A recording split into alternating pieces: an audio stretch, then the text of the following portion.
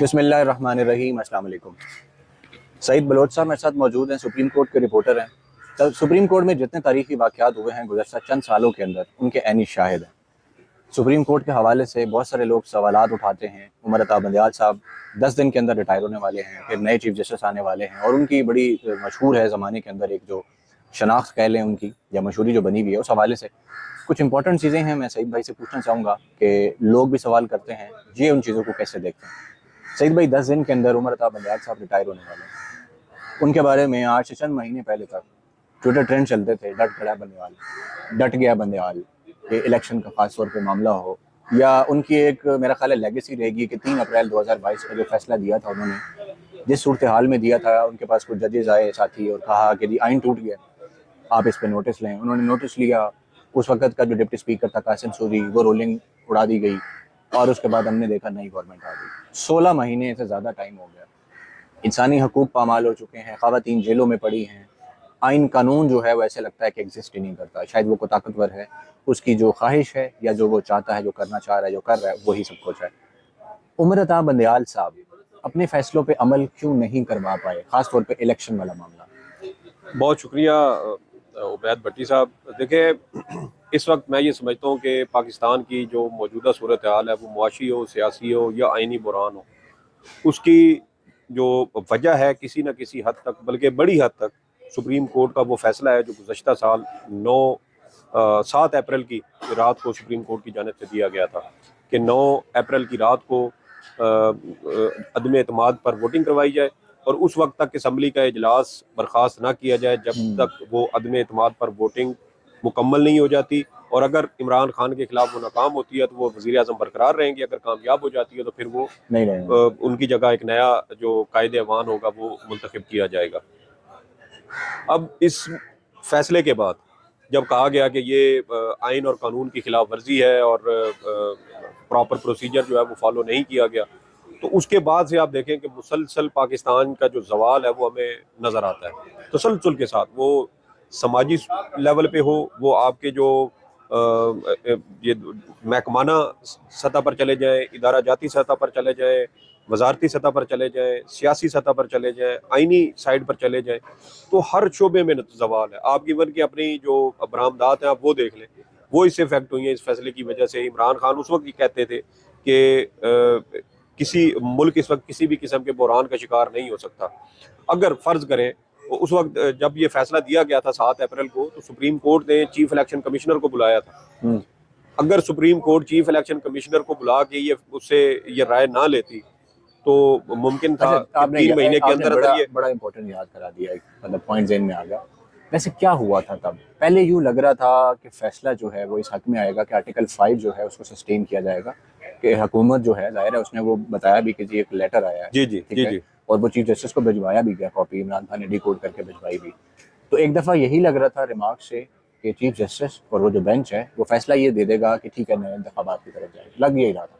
लेकिन उसके बाद हम देखते हैं कि बिलावल, शहबाज शरीफ, उनकी पेशियाँ होती हैं वहाँ पे, और वहाँ पे वो जो उन्होंने बातचीत की वो सब रिपोर्ट हुई।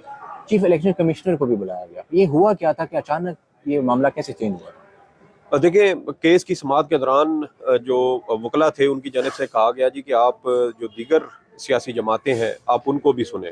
तो उसी पर फिर सुप्रीम कोर्ट ने बिलावल को बुलाया, शहबाज शरीफ साहब को बुलाया, चीफ इलेक्शन कमिश्नर को बुलाया। लेकिन चीफ अब इलेक्शन कमिश्नर को सियासी जमात तो नहीं थी। सियासी जमात नहीं थी, लेकिन चूंकि इंतजाम इलेक्शन का उन्होंने करना था तो सुप्रीम कोर्ट ने उनको बुलाया।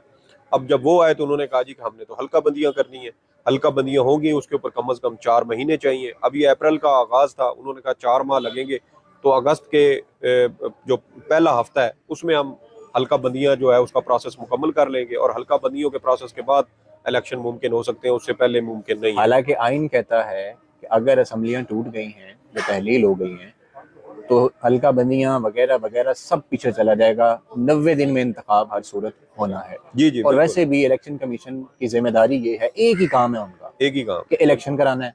अब फर्ज करें एक इदारा है सिक्योरिटी का, फौज है, नेवी है या एयरफोर्स है, अपनी अपनी डोमेन है तीनों की। उसने पानी देखना है, उसने हवा देखनी, फिजा देखनी है, इसने ज़मीन देखनी है फौज ने, और ये पुलिस है तो उसने लॉ एंड ऑर्डर देखना है। ऐसे ही है। अब किसी इदारे के सरबराह को बुला के ये कहा जाए कि जंग लग गई है और आप इस पे एक्शन लें, या आपकी जिम्मेदारी है, और वो कहे कि हम तो तैयार नहीं है, हमें तो इतना टाइम चाहिए, हमने टाकियां मारनी है, बंदूकें साफ करनी है, बम बरूद जमीन में धुलवाया था वो निकालना है, तो क्या ये ऐसी चीजें चल पाएंगी जैसे ये चीजें इलेक्शन देखिए, यही यही वो सवालात थे जिसके जवाब अभी तक सुप्रीम कोर्ट के जो फैसला आया तो उसके बाद से अभी तक नहीं मिले। लेकिन उसके जवाब जो है वो हमें बराह रास्त तो नहीं मिले, लेकिन मुल्क जिन हालात का शिकार है, जिस बहरान का शिकार है, वहाँ से हमें वो सारे जवाबात मिल जाते हैं। आप उसको छोड़ें कि इलेक्शन कमीशन की, जैसे आपने बात की कि उसका काम ही सिर्फ इलेक्शन करवाना था। उन्होंने गुज़श्ता साल इनकार किया कि हम इलेक्शन नहीं करवा सकते। फिर पंजाब के ज़िमनी ये इस्लामाबाद के ज़िमनी इलेक्शन, ये बलदियाती इलेक्शन आने थे, इसमें इलेक्शन कमीशन ने कहा कि हम नहीं करवा सकते। फिर आप देखें कि पंजाब के और खैबर पख्तूनख्वा के इलेक्शन होने थे रवां साल शुरू में, असम्बलियाँ तहलील हो चुकी थी, उसमें इलेक्शन कमीशन ने कहा कि हम इलेक्शन नहीं करवा सकते। फिर अब आम इंतखाबात हो रहे हैं, पूरे मुल्क के 5 असम्बली हैं, और उसमें इलेक्शन कमीशन एक बार फिर कह रहा है कि हम अभी इंतखाबात नहीं करवा सकते। तो देखें ना, ये तो अब आने वाली हुकूमत के ऊपर डिपेंड करता है, वो किसी भी सियासी जमात की है। ख़ास तौर पे अगर पाकिस्तान तहरीक इंसाफ की आती है, क्योंकि अगर हम ग्राउंड रियलिटीज़ को देखें, अवामी सपोर्ट को देखें, तो अवाम तो इस वक्त तहरीक इंसाफ के साथ है। आपने जो कुछ उनके साथ करना था वो कर लिया, तमाम तर रियासती जो क्रैक डाउन था आपने वो भी किया, पुलिस, लेकिन रेंजर्स, फौज सब इस्तेमाल हुई। मेन सवाल जो है वो यही कि बंदयाल साहब 7 अप्रैल को अमल करवा लिया, 3 को करवा लिया, उसके बाद अपने उस पर अमल क्यों नहीं करा सके? इंसानी हकूक की शदीद तरीन खिलाफ वर्जियाँ हो रही हैं, जेलों में खवातीन पड़ी हैं, छोटे छोटे बच्चों को केस आया था, 13 साल अरसलान वाला जी बच्चे जी का मामला आया। फिर अभी एक वो है मियाँ इबाद फारूक जी लाहौर जी, का उनका PTI देखे का, 8-9 साल का उसका बच्चा। बेटा किस कंडीशन में पहुंच चुका है।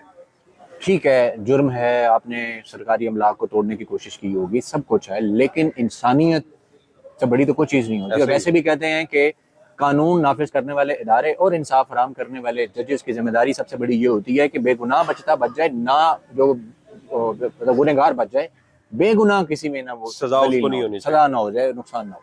लेकिन यहाँ हम देख रहे हैं तबाही बर्बादी फिर गई है। तो इसमें बंदियाल साहब क्या कर रहे हैं? देखें देखें सवाल ये पैदा होता है कि सिर्फ बंदियाल साहब को ना कहें, सुप्रीम कोर्ट में 17 जजेस हैं।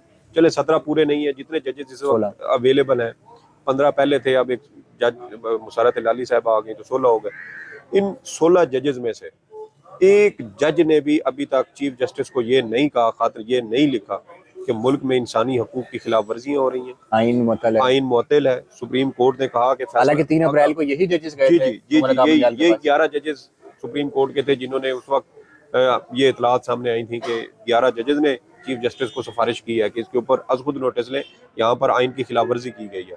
लेकिन अब 90 रोज के अंदर इंतखाबात करवाने थे पंजाब और खैबर पख्तूनख्वा में, आइन में लिखा हुआ है आप उसको जो मर्जी, कहते हैं ना कि मोम की नाक है, जो मर्जी उसको कर लें, लेकिन वो नाक जब अपनी उस मोम को असल शक्ल पे लेके आएंगे तो उसकी वो हुलिया दुरुस्त होगा। आप उसको इधर उधर घुमा ले तो वो टेढ़ा ही रहेगा। तो अब यहाँ पे भी वही सूरत हाल है कि आपने आइन के ऊपर अमल नहीं करवाया। लेकिन अब उसमें भी ये देखें कि 3 रुकनी बेंच ने फैसला दिया कि 14 मई को इलेक्शन करवाएं, इलेक्शन नहीं पहले करवाए बेंच टूटा, गए। वो भी एक कहानी है ना। जी जी पहले जी कहा जी, जी 7-3 का फैसला, फिर 5-3 के फैसले होते देखिए गए, वो तो पीडीएम का एक बयानिया उन्होंने बनाने की कोशिश की थी लेकिन और जजेस भी वो तो नहीं स्किप हुई, हुए ना, ये और भी तो देखें आप। वो नहीं हुआ सुप्रीम कोर्ट उनका। के जजेस खुद बेंच से जिस तरह उठे जी हैं, जी, उससे भी तो इससे धूल उठी है ना इस मामले में। देखें यही बात है ना कि आप पीडीएम जो चीफ जस्टिस उमर अता बंदयाल है या उनके जो दीगर ब्रदर जजेस है उनके ऊपर तो कहते हैं कि ये हम ख्याल बेंच है, तो वो जो दूसरा हम ख्याल बेंच है जो उनका मुखालिफ समझ ले, उनका एंटी समझ ले, क्योंकि 2 चार्ज होते हैं ना, एक पॉजिटिव चार्ज होता है, एक नेगेटिव होता है, एक चार्ज ये है, एक चार्ज वो है। आप उधर वालों को ब्लेम कर रहे हैं, आप इधर वालों को ब्लेम नहीं करते, उसकी क्या वजह है? अब काजी साहब 10 अप्रैल को कौमी असम्बली इजलास में शरीक हुए, वहां पर सियासी तकारीर की गई, एक सियासी जमात को और उसके रहनुमाओं को टारगेट किया गया। आप वहां दरमियान में बैठे हुए थे और आप उन्हीं लोगों के दरमियान में बैठे हुए थे जिनके खिलाफ आप केस सुनते रहे हैं। सुप्रीम कोर्ट का कोई और जज वहां पे नहीं गया, आप अकेले गए हैं। आपने मुस्तकबिल के चीफ जस्टिस का ओहदा भी संभालना है, आपके पास इन लोगों के दोबारा रेफरेंसेस मुकदमात भी आएंगे, तो फिर आप कैसे खुद को जस्टिफाई करेंगे, कैसे खुद को न्यूट्रल साबित करने की कोशिश करेंगे? देखें जी, मैंने अदल किया, इंसाफ किया, मैंने सिर्फ जजमेंट नहीं दी। तो ये बहुत सारी चीज़ें हैं जो मैं समझता हूँ कि ये होनी चाहिए थी, लेकिन इसमें चीफ जस्टिस उमर अता बंदयाल साहब हो या दीगर जजेस हों, देखें इसमें मसलियत आ जाती है और मसलियत से हट के कुछ फ़वाइद होते हैं। कोई खौफ भी है। खौफ यकीनन होता होगा, खौफ से हट के मेरे ख्याल में जो मफादात है ना वो ज़्यादा हावी आ जाते हैं। मिसाल के तौर पे एक जज रिटायर हुआ है तो रिटायरमेंट के बाद वो कोई अपनी कोई कंसल्टेंसी का कोई काम शुरू कर लेगा, कंसल्टेंट बन जाएगा, किसी बड़ी बड़ी फर्म के साथ उनका जो चैम्बर है वो साथ उसके लग जाएगा। तो उनके कुछ लोग किसी फर्म के साथ किसी सरकारी इदारे में एज एडवाइजर में भी लग सकते हैं। जी जी बिल्कुल लग सकते हैं। सरकारी इदारों में, वजारतों में आप कहीं अपने 5-7 बंदे एडजस्ट करवा दें, एडवाइजर लग जाएंगे। तो बहुत सारे मफादात होते हैं जो फ़ायदे उठाए जाते हैं। जजेस अपने जो जज हैं लोअर कोर्ट्स में, हाई कोर्ट्स में, सुप्रीम कोर्ट में जज करवाते हैं। अच्छा, बंदियाल साहब को तारीख किन अल्फाज में याद करेगी? मेरे ख्याल में इतनी ताकतवर सीट, बंदियाल का सबसे बड़ा होता। बंदियाल साहब बुज़दिल जज के तौर पे याद रखे जाएंगे।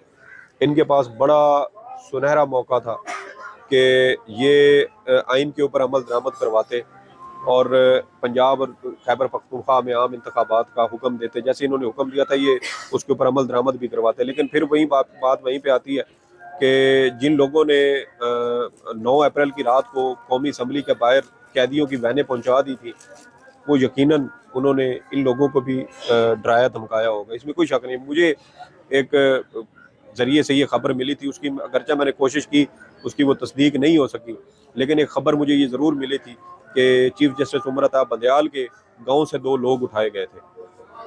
और अब उसके बाद इसका कोई जिक्र मेरा ख्याल मीडिया में भी रिपोर्ट हुआ था। मीडिया में आप ये देख लें, ये जज है इस्लामाबाद हाई कोर्ट के जस्टिस मोहसिन अख्तर कियानी, इनके हवाले से भी इसी तरह का था कि इनके भी किसी रिश्तेदार को उठाया गया था और फिर वो रेंजर्स के ऊपर, पुलिस के ऊपर इन्होंने एक केस की समाअत के दौरान बड़ी शदीद बरहमी का इजहार किया था कि रेंजर्स की वर्दी इस्तेमाल हो रही है लोगों को उठाने में और गैर कानूनी कामों में। और उसके बाद फिर वो भी चंद दिनों के बाद बंदियाल साहब को तो ठीक है, तारीख जैसे याद करेगी जो इंसानी हकूक की अंधाधुंध खिलाफ वर्जी हुई है, खवातीन जेलों में पड़ी हैं, जो कुछ भी हो रहा है। आने वाले जो चीफ जस्टिस हैं, जस्टिस काजी फाइज ईसा, उनका हमारे सामने जो एक इमेज बनाया गया पिछले कई सालों में कि एंटी एस्टेब्लिशमेंट जज, इंसानी हकूक के सबसे बड़े चैंपियन, आज़ादी इज़हार राय के सबसे बड़े चैंपियन, और वो किसी सूरत कुछ नहीं करने देते। लेकिन पिछले 16 माह से पहले अगर देखा जाए, उन्होंने कहा था अपनी समाज में रिमार्क्स देते हुए कि गटर में हम रह रहे हैं। उसके बाद उन्होंने साफ़ियों को ये भी कहा था कि जो समझता है सहाफ़त आज़ाद है वो हाथ खड़ा करे, साफ़ियों ने हाथ नहीं खड़े किए थे, और बहुत सारे रिमार्क्स हैं। इन 16 माह में क्या वो उस गटर से बाहर निकल आए हैं? सहाफ़त आज़ाद है, इंसानी हकूक, आइन सब अमल हो रहा है, वो किधर है, क्यों गायब क्या है? देखिए, मैंने इसके ऊपर एक ट्वीट किया था और मैंने कहा था कि काजी साहब ने किसी टाइम में फरमाया था, उस वक्त पीटीआई की हुकूमत थी, कि हम शायद गटर में रह रहे हैं। तो मैंने इसी के ऊपर लिखा था, मैंने कहा पता नहीं अभी तक काजी साहब गटर में ही रहते हैं या वो किसी पोश इलाके में शिफ्ट हो चुके हैं, क्योंकि अब पीडीएम की हुकूमत है। पाकिस्तान में माशाल्लाह से जिस तरीके से तरक्की और खुशहाली की बहारें आई हुई हैं, वो यकीनी तौर पर उनके ऊपर कुछ ना कुछ तो उनको फ़ायदा हुआ होगा। और दूसरी जो बात आपने की है मीडिया की आज़ादी की, देखें पीटीआई की हुकूमत थी तो यही प्रोपेगेंडा किया जाता था कि मीडिया आज़ाद नहीं है। जब मानते हैं कि वाक़यात हुए, और मेरे ख्याल में कोई भी सियासी जमात इन वाक़यात में मुलव्वस नहीं होती, किसी भी सहाफ़ी को टारगेट करने में। जो लोग करते हैं वो उनको पता होता है, और जिनके साथ होता है उनको भी पता होता है। तो पीडीएम ने ऑन किया ना, मरियम औरंगज़ेब ऑन करती रही। जी जी जी जी, इस बार पीडीएम ने ये पहली रीत रिवायत शुरू की है कि उन्होंने इस चीज़ का इकरार किया है, और उन्होंने ये भी कहा है कि सहाफ़ी सिर्फ वो होते हैं जो उनके मन पसंद हों, जो उनके एजेंडे पर चलने वाले हों, जो उनके प्रोपेगेंडे को आगे बढ़ाने की कोशिश करें, उनका साथ दें। आज की खबर है कि 1 अरब 23 करोड़ रुपए सोशल मीडिया के लिए जारी किए गए इश्तिहारात की मद में। अब सोशल मीडिया के ऊपर तो इश्तिहारात चलते नहीं है, चलें जी हम कह देते हैं कि मुख्तलिफ वेबसाइट्स के ऊपर इश्तिहारात चलते रहे। जब शहबाज शरीफ साहब ने तुर्की का दौरा किया था, जियो के ऊपर चलते रहे, और बहुत सारी वेबसाइट्स थी। नहीं, शहबाज शरीफ जब दौरों पे गए तो टिकटॉक वीडियोस चली थी, बहुत सारे इन्फ्लुएंसर चले थे, लोगों को इन्फ्लुएंसर्स को पैसा दिया गया था, और बाद में बिलावल के उन्होंने माफिया भी मांगी कि हमें पैसा दिया गया और हमें कहा गया कि आप इनके हक में एक वीडियो बना के वो शेयर करें। तो कहने का मकसद यही है कि वो तमाम लोग जो पहले नजरियाती बनते थे और अब वो मुकम्मल तौर पे खामोश है, क्योंकि शायद अब उनको दूसरी साइड से पैसा मिल रहा था। काजी साहब कमरा अदालत में उन्होंने कहा था केस की समाअत के दौरान कि बताएं कौन कौन आप में से कितने साफ़ी इस बात पे इत्तफाक करते हैं कि पाकिस्तान में मीडिया आज़ाद है। लेकिन पिछले 16 महीनों में उन्होंने ये सर्वे नहीं करवाया, और 14 अप्रैल के बाद से वो अपनी अदालत में मुकदमात भी नहीं सुन रहे। शायद इसी डर खौफ की वजह से नहीं सुन रहा है कि शायद वहाँ पर कोई साफ़ी रोस्ट्रम पे आके ये कह दे कि सर मुल्क में हालात ख़राब है, एक बार दोबारा सर्वे करवा के देख ले कि क्या मीडिया आज़ाद है या इमरान खान नहीं के है। दौर में रिपोर्ट हुआ था कि काजी साहब ने किसी का चालान भी किया था बाहर निकल के बाहर कोई एहतजाज वो था। पीटीआई के एमएनए ही थे और उनको इन्होंने कहा था कि आपकी गाड़ी की नंबर प्लेट जो है ना वो नहीं लगी हुई और आपकी शक्ल ही दहशतगर्दों वाली है। और काजी साहब के खिलाफ उस वक्त मौके पर मौजूद पुलिस के एक एहलकार थे, उन्होंने कहा था कि काजी साहब ने ज्यादती की है, तहरीरी तौर पे लिख के दिया और बाहर एहतजाज हो रहा था, उनको भी उठा के भगाया था और और इस तरह की चीजें, लेकिन पीडीएम आई, जी जी जूते जी मारे जी चीफ जी जस्टिस जी चीफ तस्वीरों जस्टिस पे के सब साथ। कुछ किया और और लेकिन नहीं निकले बाहर। ये उनमें दीगर जजेस के साथ काजी साहब भी शामिल थे जो रास्ता बदल के अपने घर को गए थे। तो उस वक्त इन्होंने रास्ता खाली नहीं करवाया, लेकिन पाक सेक्रेटरीट के मुलाजमीन एहतजाज कर रहे थे कौमी असम्बली के बाहर। और वहाँ पर चूँकि आपको पता है कि जब सैकड़ों हज़ारों की तादाद में लोग हों तो ये बेचारे ठेले वाले पहुँच जाते हैं कि चले जी हमारी कुछ दिहाड़ी लग जाएगी। तो वो ठेले वाले बेचारे खड़े थे कौमी असम्बली की, जहाँ से वो MNAs दाखिल होते हैं ना मरकजी गेट से, वहाँ उस जगह पे। तो ये रात को चूँकि पैदल आते थे, पैदल जाते थे, तो इन्होंने देखा जी कि हमने आपने रास्ता क्यों ब्लॉक किया हुआ है, हटाएं इधर से। तो इनका वहाँ पे उधर मसला मतलब बन गया। पीडीएम को नहीं हटाया, उन ठेलों वालों को हटा दिया। देखिए पीडीएम को नहीं हटाया, गुज़श्ता 16 माह से जिस तरीके की फस्तायत एक सियासी जमात और उसके कारकुनों के खिलाफ बर्पा की गई है। ख़वातीन ये 9 अप्रैल को 4 माह हो जाएंगे और पंजाब हुकूमत की रिपोर्ट है जो सुप्रीम कोर्ट में मिलिट्री कोर्ट्स में केस के जो मिलिट्री कोर्ट्स के खिलाफ केस है उसमें ये सुप्रीम कोर्ट में जमा करवाई गई कि 81 ख़वातीन को गिरफ्तार किया गया, उसमें से 42 को जमानत पर रिहा कर दिया गया या उनको बरी कर दिया गया और 39 ख़वातीन अभी तक पंजाब पुलिस की तहवील में थी।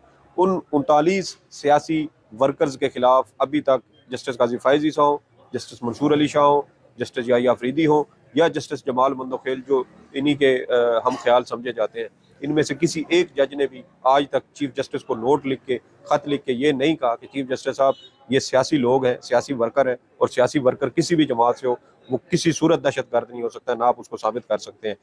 अगर MQM के लोग जिन्होंने कराची में पुलिस एहलकारों को मारा, रेंजर्स और फौज के एहलकारों को मारा, आम शहरियों को टारगेट किया, बिजनेस कम्युनिटी को टारगेट किया, एक फैक्ट्री के अंदर आग लगा के उन्होंने 260 बंदा जिंदा जला दिया, अगर वो दहशतगर्द नहीं हो सकते तो फिर पीटीआई वाले जो है ये किस सूरत किस कैसे और वो जो रिहा हुई साबित कर सकते खवातीन, हैं। उनके दोबारा गिरफ्तारी के लिए छापे मारे गए, जो जी लोग जी रिहा जी होते जी हैं जी उनके जी लिए छापे मारे जाते हैं। वो बच्चे का वालिद इसीलिए हार्ट अटैक से फौत हुआ, वो हार्ट अटैक, अरसलान जी का, जी उसकी बेटियां थी, 5 बेटियां थी, उनको पुलिस वाले अब्यूज करते रहे।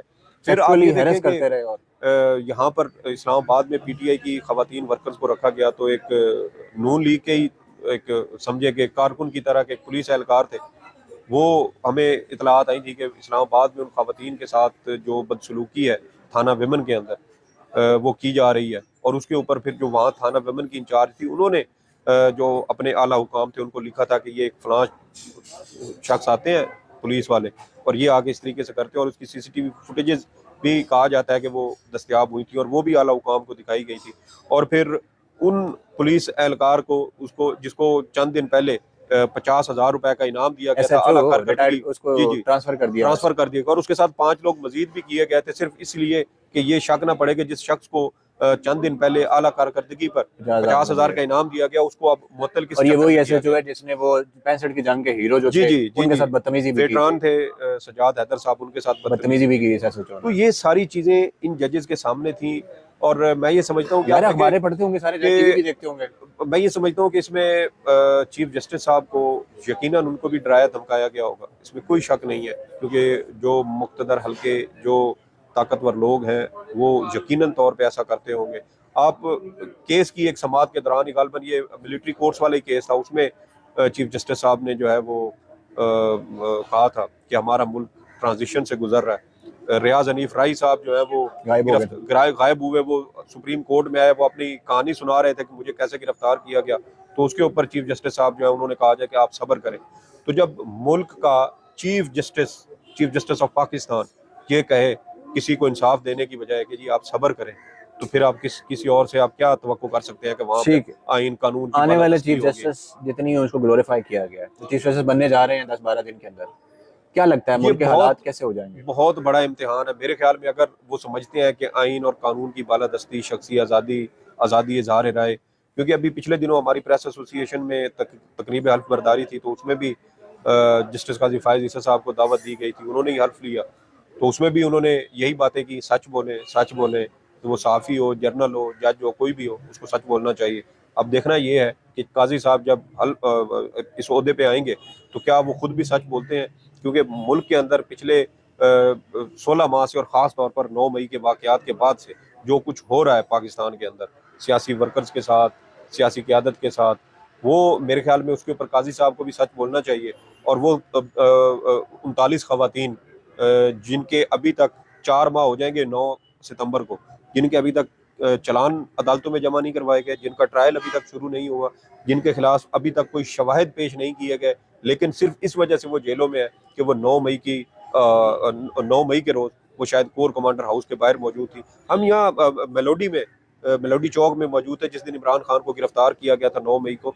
तो वहाँ पर पीटीआई की चंद खवातीन थी और वो बिल्कुल पुरअमन अंदाज में एक साइड पे खड़े हुए थे, सड़क भी ब्लॉक नहीं की हुई थी उन्होंने, और पोस्टर उन्होंने उठाए हुए थे और वो नारे लगा रहे थे इमरान खान की रिहाई के हवाले से। और अचानक पुलिस को हुक्म हुआ कि धावा बोल दे, पुलिस ने धावा बोल दिया। खवातीन को हमारी आंखों के सामने हमने खुद फुटेजेस बनाई, हम उसके ऐनी शाहिद हैं कि खवातीन को बालों से पकड़ के घसीट के जो कैदियों की बहनें थी उनमें डाला गया। तो ये सारी चीजें तो यहाँ पे हुई हैं, हमारी आंखों के पीटीआई का सामने हुई झंडा हैं। इजराइल के झंडे से ज्यादा बुरा हो चुका है इन बिल्कुल, 16 आप महीने में। ये कहीं देख नजर लें, आए उठा के ले जाओ, मारो, बिल्कुल पर्चे कर दो, दहशतगर्दी। पिछले साल की यही बात थी, 14 अगस्त पे इस्लामाबाद के अंदर पीटीआई का झंडा फरोख्त करने पर पाबंदी थी, और इस साल तो फिर कड़ी निगरानी की गई बाकायदा, और किसी जगह पीटीआई का झंडा रखने की हाँ, इजाजत जिसके नहीं पास दी नजर गई। आया उसको उठा के और ले गए। जिसने उठाया हुआ था मोटरसाइकिल पे स्वीडन लगाया हुआ है, में कुरान की हुर्मत के खिलाफ पीटीआई वाले जो निकले थे उनको गिरफ्तार कर उनको लिया। तो गिरफ्तार मैं समझता हूँ कि देखे ना, इतनी फस्तायत के बाद, और ये काजी साहब का बहुत बड़ा इम्तिहान है। नहीं, जो अभी 16 महीने नहीं बोले जजों ने, पहले सो मोटो भी लेते थे, रिमार्क्स भी देते थे, जो नहीं बिल्कुल, बोले, जो बिल्कुल, चुप रहे, वो क्या करेंगे आगे? लोग कई कहते हैं कि वो इंसानी हकूक की सरबुलंदी के लिए बड़ा कुछ कर देंगे, कुछ कहते हैं नहीं भी मजीद तबाही आएगी। आपको क्या लगता है इन दोनों में से क्या होगा? मेरे ख्याल में परसेप्शन आपकी क्या देखें, है? उनके बारे में कोई हतमी राय तो कायम नहीं की जा सकती, क्योंकि उसकी वजह यह है कि बाज़ औक़ात आपका जो कॉल होता है वो आपके फेल से मैच नहीं करता, मुतसादिम होता। आप बात कुछ करते हैं, अमल कुछ करते हैं। वही बात जो आपने अभी की कि काजी साहब जो है वो अपनी अदालतों में पीटीआई के दौर में सर्वे करवाते थे कि बताएं मीडिया आज़ाद है या नहीं। अब पाकिस्तान के सबसे बड़े एंकर सहाफ़ी अरशद शरीफ साहब मुल्क छोड़ के जाना पड़ा जान की वजह से, बैरून मुल्क जाके कत्ल कर दिए गए। इमरान रियाज 100 दिन से ज़ायद हो रहे हैं, लापता है, पता नहीं है किधर है। वालदैन जो है वो अदालतों में धक्के खा रहे हैं, बच्चे बीवी वो घर में अलग से परेशान है, लेकिन उसके ऊपर नहीं बोल रहे हैं। सैकड़ों दीगर सहाफ़ी हैं जिनके खिलाफ मुकदमात बने। सदीक जान को यहाँ से दफ्तर से अगवा किया गया और कहा गया कि इसने पुलिस वाले को अपने फ़रज़ की अंजामदही से रोका है, और एक वो आंसू गैस का शेल है चोरी जो कर इससे बरामद करना है। तो जो फुटेज सामने आई थी उससे तो कुछ और ही हकीकत निकली थी। तो ये देखें ना, वो चीज़ें हैं जमील जो फारूकी को नंगा करके मारा गया, जमील फारूकी को मारा गया, कितने यूट्यूब करने वालों को उठाया उठाया उनको गया। मारा गया, कुछ गायब पीटीआई भी के थे 9 आप मई के उसमें। जो कुछ इसके आजम सवाती साहब सेनेटर थे, अयाज अमीर साहब को हाजिर थप्पड़ मारे सर्विस, गए, अयाज समी अमीर इब्राहिम को को अगवा समी किया इब्राहिम गया, को उस किया पे गया, शहबाज दहशतगर्दी गिल के को पर्चे किया दिए गया। गए, मोहित तो पीरजादा का पर्चा। ये वो सारी चीजें हैं जो हुई हैं। और चले हम ये भी मान लेते हैं कि आम जो शहरी है, वर्कर है, कारकुन है, उसकी आप छोड़ दें। जो सिटिंग सेनेटर्स थे, आजम सवाती साहब है, और अब्बास बप्पी, बप्पी, उनको अभी पिछले दिनों उठाया गया, सैफुल्लाह गायब हो गए सैफुल्लाह थे। उनको, नियाजी साहब उनको देख लें। तो ये तो सारे ऐवान बाला के मेंबरान थे। कम अज़ कम आप इन्हीं के लिए खड़े हो जाते कि देखें एक लिमिट तक आप ये कर सकते हैं, लेकिन इस तरीके से ना करें। अब आजम सवाती साहब की एहलिया के साथ वीडियो रिकॉर्ड करके उनकी बेटी को भेजी गई। ऐसी बेशर्मी आज तक इस दौर में हुई है जो इस दौर में हुई है, और ये सारे लोग खामोश रहे नहीं, हैं। हमारे वो साथी कहते हैं ये पहले भी होता रहा है। जी ये जी, वो साबित करे ना किसके साथ होता रहा वो है। कहते हैं ये नवाज शरीफ के साथ यही होता रहा है। हमारे एक बहुत बड़े कोर्ट रिपोर्टर साहब जी हैं, जी, वो वो हर जगह ये कहते हैं कि नवाज शरीफ के साथ भी यही हुआ था। देखें, ये मैं समझता हूँ कि इस तरह की जो डबल गेम है वो नहीं करनी चाहिए। क्या नवाज शरीफ के घर के दरवाजे इसी तरीके से तोड़े गए थे? नवाज शरीफ की क्या गिरफ्तारी भी ऐसे नहीं हुई थी, क्या नवाज शरीफ की गिरफ्तारी इसी तरीके कन्विक्टेड से होने हुई के थी? बावजूद ऐसे गिरफ्तारी नहीं हुई? क्या जो नवाज शरीफ के कारकुनान थे उनके खिलाफ इसी तरीके से कार्रवाइयाँ की गई थी? क्या नवाज शरीफ की सियासी जमात को या तो आप ये मान लेना कि आप कहते हैं जी कि नवाज शरीफ के साथ ये हुआ था, तो फिर आप ये मान लें कि जो कुछ अब हो रहा है वो मार्शल में हो रहा है, वो आपकी हुकूमत में नहीं हुआ, जमहूरी हुकूमत में नहीं हुआ। क्योंकि एक तरफ आप पीडीएम को आगे भी करते हैं, दूसरी साइड पे आप फस्तायत को भी उसके भी जवाब जो है वो तलाश करके वो फराहम करने की कोशिश करते हो, फिर आप तस्लीम कर लें कि आपकी हुकूमत नहीं है, माशाल्लाह लगा हुआ है, और उसके अंदर फिर चले हम ये कह देते हैं जी कि नवाज शरीफ के साथ हुआ, पीपी के साथ हुआ, तो पीटीआई के साथ भी हो रहा है। तो मुझे लगता है आप ना थोड़े ऑप्टिमिस्टिक नजर आते हैं काजी फायजी नहीं, साहब के मैं हवाले काजी से। साहब से ऑप्टिमिस्टिक नहीं हूँ। मैंने आपको यही चीज़ बताई है कि काजी साहब से मुझे कोई ज़्यादा उम्मीदें नहीं है, और उसकी वजह ये है कि काजी साहब के जो कौल और फेल में तजाद है, मैं उसकी वजह से कोई ऐसी बात शायद नहीं करना चाहता, क्योंकि अगर एक शख्स एक दौर में इंसानी हकूक़ की खिलाफ वर्जियों की निशानदेही करता रहो, फिर दरमियान में एक मखसूस वक्त के लिए चुप हो जाए, और फिर दोबारा जब उसको कोई बड़ा ओहदा मिले और उसके बाद उसको दोबारा से मुल्क के अंदर इंसानी हकूक़ की खिलाफ वर्जियाँ नज़र आ जाए, तो फिर इसको क्या कहना चाहिए? नहीं, वैसे भी आपको ज्यादा बोलना नहीं चाहिए, वरना सिद्दीक जान की तरह आपके साथ भी हो सकता है देखें वो कि वो तो आपको बुला के पूछ सकते हैं आप मुसलमान हो, सच बोला सर, करो। देखें मुसलमान तो सबसे बड़े तो फिर शौकत अजीज सिद्दीकी साहब हैं, वो पता नहीं कितनों के ऊपर जो है उन्होंने वो ये बातें की हैं। तो ये तो अल्लाह की ज़ात जानती है कौन कितना मुसलमान है। तकवा और परहेजगारी का हुक्म इसीलिए हमें दिया गया है ना कि आप अपने तौर पर कोशिश करें। इंसान तो कोशिश कर सकता है, देना न देना तो अल्लाह की ज़ात पे है। बहुत सारे लोगों की नेकियां भी उनके काम नहीं आती, और किसी की एक छोटी सी नेकी जो है वो पता नहीं उसकी ज़िंदगी निखार जाती है। तो हमें तो नहीं पता कि अल्लाह हमारी कौन सी बात पे, हो सकता है कि कोई अच्छा काम हमने किया हो लेकिन उसकी वजह से हमारे दिल में गुरूर आया हो, और उसकी वजह से अल्लाह हमें पकड़ ले कि तेरे दिल में इस वजह से गुरूर आया था। सही तो हमारी कोई नेकी हमारे लिए बर्बादी का सबब बन सकती है, और सही किसी का हुआ। शायद छोटा सा गुनाह उसके लिए भलाई का सबब बन जाए, बिल्कुल। क्योंकि अल्लाह जब दिल में खौफ डालता है तो कोई पता नहीं है किस वक्त किस बुनियाद पे किस छोटी सी बात से डाल दे। चले कंक्लूडिंग लास्ट बात करते हैं, बतौर सहाफ़ी आप इस हालात से मुतमईन हैं या आगे कोई उम्मीद नजर आती है आपको चीज़ें देखिए, बेहतर होंगी? मुतमिन तो बिल्कुल नहीं है, और किसी सूरत भी मेरे ख्याल में कोई भी ज़ी शऊर जिसको ज़रा भी जिसके अंदर इंसानियत उसके अंदर मौजूद हो, मेरा नहीं ख्याल कि उसको मुतमिन होना चाहिए। पीटीआई के दौर में हम खुद बहुत तनकीद करते रहे हैं। साफ़ी असदूर के ऊपर हमला हुआ, मती साहब के साथ उनको अगवा किया गया, लेकिन अब तो लोग मर चुके हैं। अब तो लोग मर चुके हैं, साफ़ी मर चुके हैं। सिंध के अंदर कितने साफ़ी जो है वो कत्ल हुए हैं। पिछले दिनों जान मोहम्मद मार साहब का कत्ल हुआ है, लेकिन कोई नहीं बोलता। अगर यही पीटीआई की हुकूमत होती तो आप देखते कि आवाज़ें सातवें आसमान तक जा रही होती। तो एक मखसूस एक माइंड सेट है। अभी आप देखें कि पीटीआई के दौर में 12% तक महंगाई थी, और उसके ऊपर कहा जाता था कि भाई मैं गरीब मर एतवार गया, बाजार गई हूँ और वहाँ पर मैंने हुकूमत के मुगल्लज़ात बारे सुने। में ऐसी ऐसी मुगलजात और खुराफात सुनी है कि अल्लाह की पनाह। और फिर जब से पीडीएम आई है, लोगों ने शायद अतवार बाजार जाना छोड़ दिया, सामान भी नहीं लेते, पता नहीं हवा पे जिंदा है या क्या कर रहे हैं। तो बेहतरी की उम्मीद इसी सूरत में हो सकती है कि सियासी जो क़यादत है वो कुछ इसमें बलोगत दिखाए। अभी पिछले दिनों एक खबर मैंने सुनी कि पीटीआई ने कहा है कि हम इलेक्शन के मामले पर सियासी जमातों के साथ बातचीत करने को तैयार हैं, लेकिन पीडीएम की जानिब से कहा गया है कि हम पीटीआई के साथ कोई बातचीत नहीं करना चाहते। तो फिर ये तो जब हालात हो, और जब आपको पता हो जाए कि हम एक चोर दरवाजे से इक़्तिदार में आ सकते हैं, हमें आवाम की सपोर्ट की ज़रूरत ही नहीं है, तो फिर जमहूरियत का भी अल्लाह हाफिज़ और हर चीज़ का अल्लाह हाफिज़ है। और वो तमाम लोग जो किसी ज़माने में आइन जमहूरियत की बातें करते थे, अब वो इलेक्शन मुअख्खर करने की तावीलें पेश कर रहे हैं, जबकि आइन के अंदर लिखो। पहले तो कहते थे ना कि पंजाब और खैबर पख्तूनख्वा में इलेक्शन नहीं हो रहे, तो अब तो कौमी असम्बली का मामला है ना। तो आएंगे अब तो काजी साहब तो तमाम करवाएंगे।